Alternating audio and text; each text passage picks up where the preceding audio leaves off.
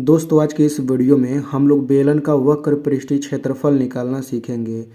अगर आप मैथ में कमज़ोर हैं तो कोई दिक्कत वाली बात नहीं है, क्योंकि इस वीडियो में मैंने एकदम बेसिक से चीज़ों को समझाया है और हर बच्चा आसानी से इसे समझ सकता है। ठीक है, तो चलिए इस वीडियो को शुरू करते हैं। तो इस वीडियो में हम लोग इन तीनों प्रश्नों को हल करेंगे। इन तीनों ही प्रश्नों में आपको बेलन का वक्र पृष्ठीय क्षेत्रफल निकालना है। ठीक है, तो ये तीनों ही प्रश्न एक दूसरे से थोड़ा बहुत अलग अलग है।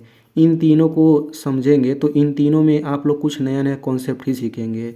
यानी कि अगर आप लोग वक्र पृष्ठीय क्षेत्रफल निकालते समय थोड़ा सा भी गलती नहीं करना चाहते हैं तो आप ये तीनों समझिएगा। ठीक है ना, अगर आप ये तीनों समझ लेते हैं तो आपसे कभी भी गलती नहीं होगा। तो इन सवालों को हल करने से पहले सबसे पहले हम लोग बेलन का सूत्र देख लेते हैं, उसके बाद ही हम लोग सवाल लगा पाएंगे। तो देखिए यहाँ पे जो आपको ये दिखाई दे रहा है इसी को हम लोग बेलन कहते हैं। आप लोग बेलन की आकृति देख लीजिए कैसा होता है। ठीक है ना, बेलन ऐसा ही होता है। यहाँ पे ऊपर वृत्त होगा, नीचे वृत्त होगा और बिल्कुल एक ही समान ऊपर ये आया रहेगा। ठीक है ना, तो चलिए हम लोग सबसे पहले सूत्र देख लेते हैं। तो देखिए बेलन को इंग्लिश में बोला जाता है सिलेंडर। ठीक है ना, सिलेंडर बोला जाता है। अब देखिए बेलन का दूसरा नाम लंबवृत्तीय बेलन भी है, यानी कि शुद्ध भाषा में लंबवृत्तीय बेलन बोला जाता है और इसको शॉर्ट में केवल बेलन बेलन बोला जाता है। ठीक है ना, तो बेलन बोले या लंबवृत्तीय बेलन बोले दोनों बात एक ही है। अब देखिए लंबवृत्तीय बेलन को इंग्लिश में ये बोला जाता है राइट सर्कुलर सिलेंडर। ठीक है, अब देखिए बेलन के वक्र पृष्ठीय क्षेत्रफल क्या होता है। बेलन का वक्र पृष्ठीय क्षेत्रफल बराबर होता है 2πr/h।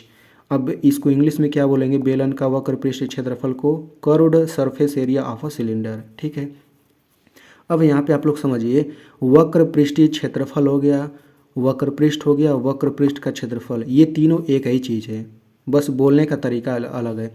वक्र पृष्ठीय क्षेत्रफल अगर आपको कहेगा, प्रश्न में पूछा जाएगा कि वक्र पृष्ठीय क्षेत्रफल ज्ञात कीजिए बेलन का, तो आप यही सूत्र लगाएंगे। अगर आपसे पूछ देता है कि बेलन का वक्र पृष्ठ बताइए, तभी आप लोग यही सूत्र लगाएंगे।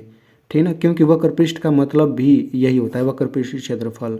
अगर आपको बोल देता है कि वक्र पृष्ठ का क्षेत्रफल ज्ञात कीजिए, तभी यही सूत्र लगाएंगे। ठीक ना, ये तीनों एक ही चीज़ है, तो किसी को भी रख करके आपसे पूछा जा सकता है। अब हम समझ लेते हैं कि बेलन में पाई क्या है, आर क्या है, एच क्या है। तो देखिए आर का फुल फॉर्म होता है रेडियस, और रेडियस को हिंदी में त्रिज्या बोला जाता है। यानी कि त्रिज्या को स्मॉल आर से दिखाया जाता है, ऊंचाई को एच से दिखाया जाता है, क्योंकि एच का फुल फॉर्म होता है हाइट, और हाइट को हिंदी में ऊंचाई कहते हैं। अब देखिए डी क्या चीज़ होता है, डायामीटर यानी व्यास। इस सूत्र में डी नहीं है, लेकिन सवाल में व्यास आया इसलिए मैंने इसको बता दिया।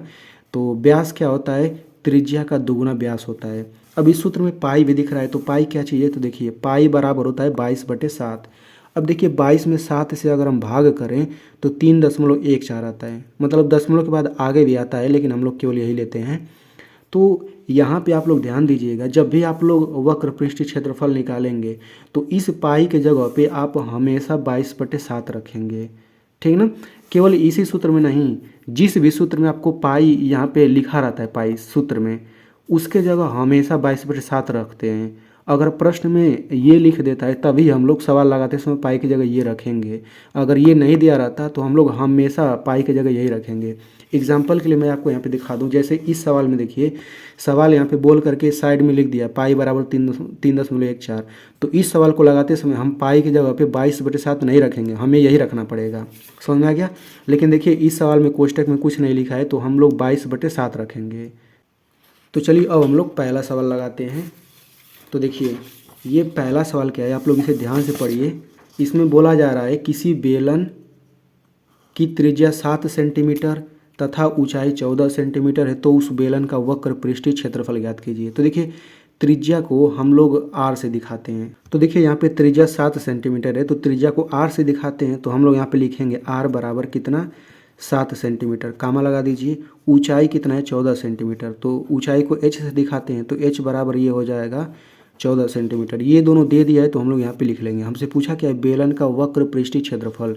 तो सबसे पहले हम लोग सूत्र लिखते हैं, तो यहाँ पे लिखेंगे बेलन का वक्र पृष्ठीय क्षेत्रफल बराबर, तो बेलन का वक्र पृष्ठीय क्षेत्रफल बराबर सूत्र लिखिए क्या होता है, 2πr/h। आप लोग इसको याद कर लीजिएगा। अब इसमें सभी का मान रख दीजिए, तो ये हो जाएगा 2 गुणा। अब देखिए यहाँ पे बीच बीच में कोई चिन्ह नहीं है तो गुणा ही होगा। पाई की जगह क्या रखेंगे, पाई की जगह 22/7 रखेंगे। कोष्टक में देखिए कुछ नहीं दिया है, यहाँ गुणा लगाइए। आर की जगह क्या रखेंगे 7, फिर गुणा लगाइए एच की जगह क्या लिखेंगे 14 लिखेंगे। इतना आप लोग रख लेंगे। इसके बाद आपको क्या करना है तो देखिए ध्यान से समझिएगा। इसके बाद आपको क्या करना है तो देखिए बटा के नीचे यहाँ पे 7 है, तो ये सब जो ऊपर संख्या इन सबको बटा के ऊपर माना जाएगा, बटा के नीचे केवल यही 7 है, ठीक है ना। तो अब यहाँ पे एक चीज़ समझिए, बटा के नीचे केवल यही 7 है ना, तो आपको देखना पड़ेगा कि 7 के पहाड़ा में कोई आता है कि नहीं ऊपर में से। तो 7 के पहाड़े में कौन कौन आता है, 7 का पहाड़े में 7 आता है, 7 के पहाड़े में 14 भी आता है, 7 के पहाड़े में 21 भी आता है, 7 के पहाड़े में 28 भी आता है, मतलब 7 के पहाड़े में ढेर सारा आता है। तो आप देखेंगे क्या नीचे 7 है ना, तो आप देखेंगे 7 के पहाड़े में इनमें से कोई आता है कि नहीं, जो आएगा वही कटेगा 7 से। तो 7 के पहाड़े में 2 आता है नहीं, 7 के पहाड़े में 22 भी नहीं आता, 7 के पहाड़े में देखिए 7 आता है, तो हम चाहें तो इसको काट सकते हैं। 7 के पहाड़े में देखिए 14 भी आता है, तो हम इसको भी काट सकते हैं। तो 7 के पहाड़े में 14 आता है, कितनी बार में आता है, 7 एकम 7, 7 दूना 14, 7 त्रिक 21, 7 चौक 28, 2 बार में आता है, तो ये 7 से 14 कट जाएगा, 7 दूनी 14। समझ में आ गया। हम चाहें तो इसको भी काट सकते थे, तो यहाँ ऊपर 1 लिखते हैं, मतलब इसको हम 14 से काट दिए। अब यहाँ पे बचा क्या, यहाँ पे कटने का मतलब ये कट गया, हट गया। अब ये 14 भी कट के हट गया, 14 की जगह पे अब ये 2 आ गया है। तो अब सभी को लिखिए, तो 2 हो गया, ये हो जाएगा 22 गुणा ये हो जाएगा 7 गुणा ये हो जाएगा 2, इतना हो गया। अब देखिए इनका गुणा कैसे करेंगे, यहाँ पे 4 संख्याओं का गुणा करना है, तो आसान है गुणा करना। सबसे पहले हम शुरू में 2 संख्याओं का गुणा करेंगे, तो 2 और 22 का गुणा करिए, तो 22 और 2 का गुणा करेंगे, 2 दूना 4, 2 दूना 4, 44 आ गया। अब इसी 44 में अगले अगले संख्या 7 का गुणा करिए, तो ये हम 7 का गुणा करेंगे, 7 चौक 28, 7 चौक 28, 2 30 हो गया। अब इसमें 2 का गुणा करिए, ठीक ना, मतलब ऐसे ही गुणा करते हैं। तो 2 8 16 हो गया, यहाँ 1 लिखिए, 2 3 6, ये हो गया 616, ठीक ना, इतना हो गया। अब इसी को बहुत लोग आंसर बोल देंगे, लेकिन गलत है, केवल इतना ही आंसर नहीं है। अब यहाँ पे ध्यान से समझिएगा, ये आ गया ना। अब देखिए यहाँ पे सीएम लिखा है, सीएम मतलब सेंटीमीटर, तो वही सीएम आप यहाँ लिखेंगे, यहाँ ऊपर 2 घात लगा देंगे। यानी अब आप ध्यान से सुनिए, जब भी आप क्षेत्रफल निकालेंगे, चाहे किसी भी चीज़ का क्षेत्रफल निकालें, आप जब भी क्षेत्रफल निकालेंगे हमेशा 2 घात जरूर लगाएंगे। अगर यहाँ पे मीटर मीटर रहता तो यहाँ मीटर लिखते हैं, 2 घात लगा देते हैं, मतलब ऊपर 2 लिखना जरूरी है अगर क्षेत्रफल निकालते हैं तब, ठीक है। अगर आयतन निकालते तो यहाँ ऊपर 3 घात लिखते हैं। तो इस तरीके से हमने पहला क्वेश्चन हल कर लिया। चलिए अब हम लोग दूसरा क्वेश्चन हल करते हैं। तो दूसरे क्वेश्चन में देखिए क्या बोला जा रहा है, एक बेलन की त्रिज्या 9 मीटर तथा ऊंचाई 12 मीटर है, तो उस बेलन का वक्र पृष्ठीय क्षेत्रफल ज्ञात कीजिए, यानी वक्र पृष्ठ ज्ञात कीजिए, यानी वही क्षेत्रफल ज्ञात करना है। तो जो जो दिया है उसे लिख लीजिए। क्या क्या दिया है, त्रिज्या 9 मीटर, तो आर बराबर 9 मीटर, एच बराबर 12 मीटर हो गया। अब क्या बोला है, बोला है बेलन का वक्र पृष्ठ ज्ञात कीजिए, तो लिखेंगे बेलन का वक्र पृष्ठ बराबर सूत्र लिखिए 2 पाई आर एच। अब हम इसको चाहें तो पूरा भी लिख सकते थे, बेलन का वक्र पृष्ठीय क्षेत्रफल, हम चाहें तो ये भी पूरा लिख सकते थे, लेकिन भाई जितना बोला है, जितना नाम लिखा है उतना ही लिख के हम सूत्र लगा देंगे। आप चाहें तो पूरा भी लिख सकते हैं।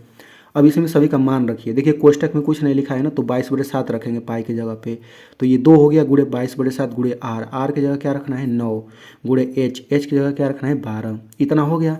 अब देखिए ये सभी चारों संख्याएं बटा के ऊपर है, तो देखिए 7 के पहाड़े में कोई आता है क्या, कोई नहीं आता।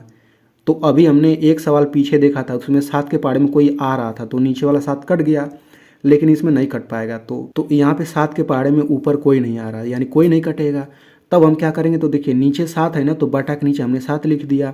अब इन सभी का गुणा करके बटा के ऊपर लिख लेंगे, तो 2 22 का गुणा करेंगे 44 आ गया। देखिए मैं गुणा करके दिखा रहा हूँ, 22 और 2 का गुणा करना है हमें, इन दोनों का गुणा करके 44 आ गया। अब इसे 44 में 9 का गुणा करना है, तो 44 में 9 का गुणा करेंगे तो ये आपका आ जाएगा इतना 396। फिर इसे में आपको 12 का गुणा करना है, ठीक है। तो हमने 12 का गुणा किया तो ये आपका आ गया 4752, तो 4752 हमने लिख लिया बटा 7।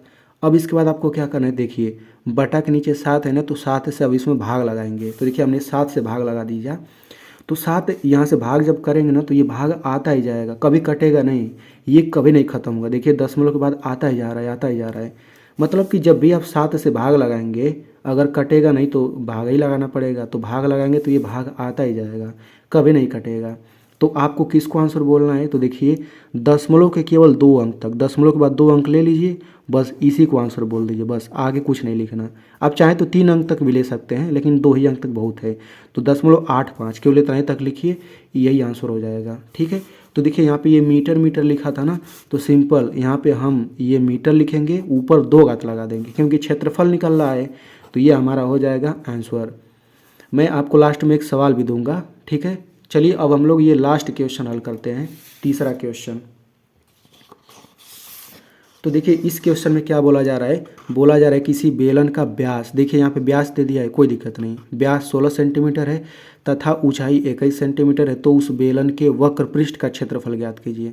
अब देखिए यहाँ पे कोष्टक में लिख दिया है पाई बराबर 3.14, तो हमें यही उपयोग करना पड़ेगा इसी का, ठीक है। तो जो जो दिया है उसे लिख लेते हैं। तो देखिए व्यास 16 है ना, तो हमें तो त्रिज्या से मतलब होता है ना, तो व्यास का आधा त्रिज्या होता है, व्यास बड़ा होता है, ठीक है। तो इसका आधा कर देंगे, त्रिज्या आ जाएगी, यानी 16/2 8 आ गया। 16 का आधा 8 ही तो होता है, तो त्रिज्या 8 सेंटीमीटर हो गया। ऊंचाई क्या हो जाएगा, 21 सेंटीमीटर। अब हम सूत्र लिख लेते हैं, 2πr/h हो गया, सभी का मान रखिए। तो 2 गुणा पाई की जगह अब हम 22/7 में नहीं लेंगे, ये रखना पड़ेगा, तो रख दिया हमने, गुणे आर की जगह 8 हो गया, एच की जगह क्या हो गया, ये 21 हो गया। अब देखिए यहाँ पर ये 4 संख्या है, इन चारों का आप गुणा करते हैं, पहला संख्या ये, दूसरा संख्या है, तीसरा ये, चौथा ये। हालांकि ये दूसरा संख्या देखिए ये दशमलव वाला संख्या है, तो इसका भी गुणा करने के लिए हम लोग वही नियम लगा सकते हैं। हम लोग क्या कर सकते हैं, अगर आपको दशमलव का गुणा आता है तब तो अच्छी बात है। कैसे गुणा कर सकते हैं, पीछे वाला नियम लगाइए। हम चाहें तो इन दोनों का गुणा कर सकते हैं, जो आएगा उसमें फिर 8 का गुणा कर सकते हैं, फिर जो आएगा उसमें 21 का गुणा करेंगे, जो आएगा वही आंसर हो जाएगा। या फिर मैं आपको और आसान बता देता हूँ, अभी दशमलव वाला को रहने दीजिए, आप लोग इन तीनों संख्याओं का गुणा कर लीजिए, 2, 8 और 21 का, जो आएगा उसमें फिर दशमलव का गुणा कर लीजिएगा, दशमलव वाले का, ठीक ना। तो दशमलव का गुणा नहीं आता, कोई दिक्कत नहीं, अभी आप समझ जाएंगे। तो दशमलव को अभी रहने दीजिए, इन तीनों का आप गुणा कर लीजिए। तो 2, 8, 21 का गुणा करिए, तो 2, 8, 16, 16 में 21 का गुणा करना है। तो देखिए 2, 8, 16 हो गया, 16 में 21 का जब गुणा करेंगे तो ये आपका आ जाएगा 336। अब इसी में आप दशमलव वाला का गुणा कर लीजिए 3.14 का, तो ये हम इसी में 3.14 लिख लेते हैं, हम गुणा करना है इन्हीं दोनों का। तो देखिए दशमलव से अब डरिए नहीं, कैसे दशमलव वाला गुणा किया जाता है, ये दशमलव लग गया है ना, तो सिंपल काम करिए, जैसे आप गुणा करते थे, समझिए दशमलव नहीं है तो कैसे गुणा करते, बिल्कुल वैसे ही गुणा करके यहाँ पे जोड़ लीजिए, ठीक ना। इसके बाद बस आप दशमलव यहाँ पे कहाँ लगाएंगे, तो देखिए दशमलव के बाद 2 अंक है ना, तो पीछे से 2 अंक बाद यहाँ दशमलव लगा दीजिए, बस यही आंसर हो जाएगा। इसी को आंसर बोल दीजिए, तो क्या हो जाएगा, 1055 क्या है 04, तो ये हो जाएगा 04। अब चूँकि देखिए ये सेंटीमीटर सेंटीमीटर लिखा है ना, तो यहाँ पे सेमी लिखिए और यहाँ पे 2 घात, क्योंकि क्षेत्रफल है, तो यही आपका आंसर हो जाएगा। तो आई होप आपको समझ आ गया होगा। अब मैं यहाँ पे आपको सवाल दे देता हूँ, तो ये जो सवाल दिख रहा है आप लोग इसका आंसर कमेंट में ज़रूर बताएंगे।